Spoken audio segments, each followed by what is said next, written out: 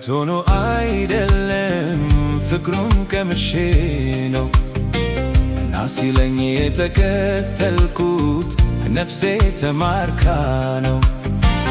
ጠቢባን ያላዩት እውቀት ለእኔ ተገልጦ ነው። የጌታን የማዳን ሚስጥር ነፍሴ ተረታው ነው።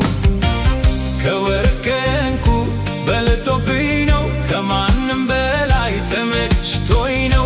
የቱ ነው ታዲያ ሞኝነቱ? ለእኔ ጥበብ ነው ጌታን ማወቁ።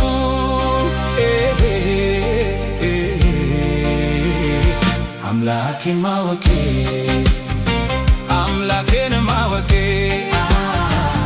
አምላኬን ማወቄ አምላኬን ማወቄ